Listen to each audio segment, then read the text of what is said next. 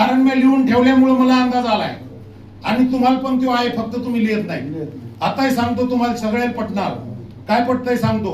दर 5 वर्षाचा रेशिओ आहे शेतातला. 1 वर्ष शेती बराबरीत, जेवढे टाकले तेवढेच निघणार. 1 वर्ष घाट्या टाकले त्याच्यापेक्षा कमी येणार आणि 3 वर्षे जेमतेम नफा. हे दर 5 वर्षात कोणतेही वर्ष कुठेही लागू होते. मान्य करता? बरोबर आहे का चुकीचं आहे? दर 5 वर्षात हे होणार म्हणजे होणार. काळ्या दगडावरची पांढरी रेघ. आणि ते तेव्हा पाहिलं, मला कळालं माझे स्वप्न शेतात पूर्ण होत नाहीत, आपल्याला दुसरं काहीतरी करावं लागणार. म्हणून मित्रांनो, राजकारणात मोठाल्या गाड्या आहेत ते पाहिलं, जरा पैशावाले लोक आहेत म्हणले राजकारणात लय पैसा मिळते.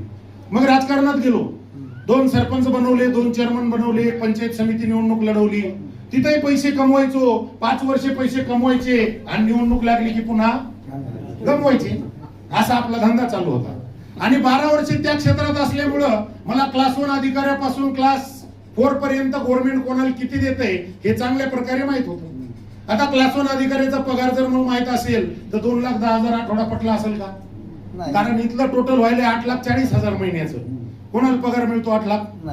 कोणालाच नाही. भारताच्या सर्वोच्च पदाचं मानधन आहे आजचं राष्ट्रपतीचं 5 लाख.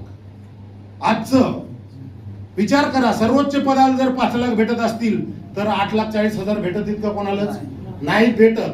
हे मला माहित होतं तिकडचं, पण इथून भेटतात पण याच्यावर विश्वास नव्हता. बरोबर आहे, पहिल्या दिवशी विश्वास नसतो. पण मी विचार केला 2 लाख बाजूला जाऊ द्या. प्रत्येक माणसाला 2 मनं असतात, एक पॉझिटिव्ह एक निगेटिव्ह.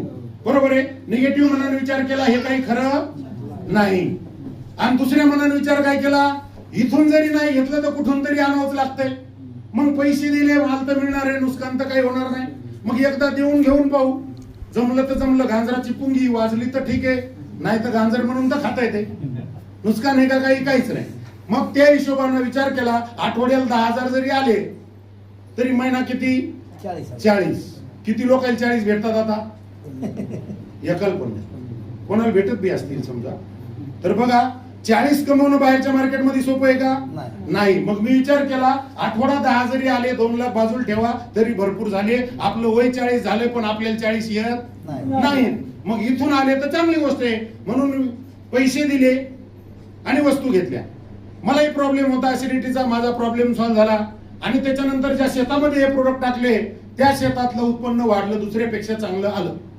आता हे 2 रिझल्ट घेतल्याच्या नंतर सांगावं का नाही? आपलं चांगलं झाल्यावर दुसऱ्याचं चांगलं करायला काही हरकत आहे का?